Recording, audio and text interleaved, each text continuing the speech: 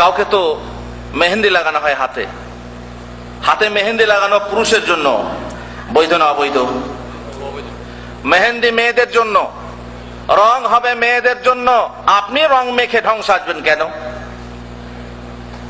তারপরে সোনার হার পরিয়ে দেওয়া হচ্ছে বরকে, বরকে সোনার হার পরিয়ে দেওয়া হচ্ছে। সোনার হার পরা যায় না না যায়? কাস্টম থেকে বাঁচার জন্য গলায় পড়ে যাওয়া, অনেকে কাস্টমকে ফাঁকি দেওয়ার জন্য কি করে, বলে হুজুর শুধু এয়ারপোর্টটা পড়ি আর কি, অসুবিধা নেই, খুঁজেই খুলে দেবো। চলবে না? চলবে না? না, ব্যবহার তো হারাম। আল্লাহ রসুল সাল্লাল্লাহু আলাইহি ওয়াসাল্লাম পুরুষের জন্য স্বর্ণ ব্যবহার করা হারাম করেছেন।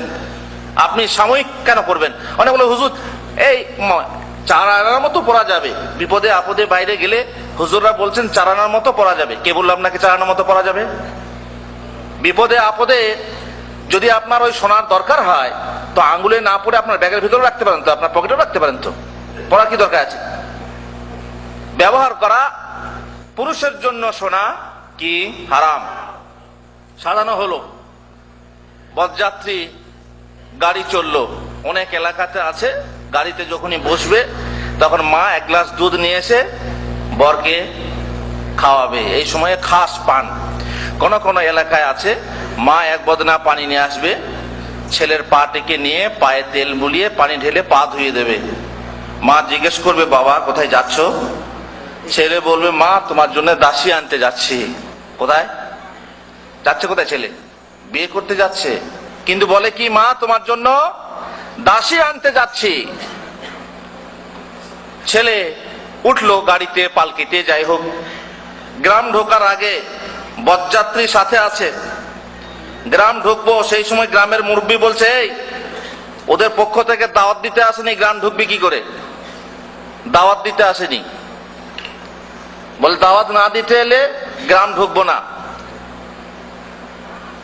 বরযাত্রীর গাড়ি থেমে গেল, গ্রাম ঢোকে না যতক্ষণ পর্যন্ত না কোনে পক্ষের লোক এসে দাওয়াত দেয়। তার মানে বিনা দাওয়াতে খাওয়া তাদের কাছে প্রেস্টিজের ব্যাপার। আর এদিকে লুটেরা আগে থেকেই বলেছে যে না 50 জন বরযাত্রীতে হবে না ভাই, আমার 150 জন লোক নিয়ে যেতেই হবে, অনেক লোকের খেয়ে রেখেছি, তাদেরকে না খাওয়ালে চলবে না। দে জোর করে বিয়ের ঘরে 150 জন বরযাত্রী বাসে চাপিয়ে নিয়ে এসেছি, এখন বলছে কি দাওয়াত না দিলে গ্রাম ঢুকবো না। কেন? ঢোকো, ডাকাতের মতো ঢোকো আর লুটেরার মতো খাও।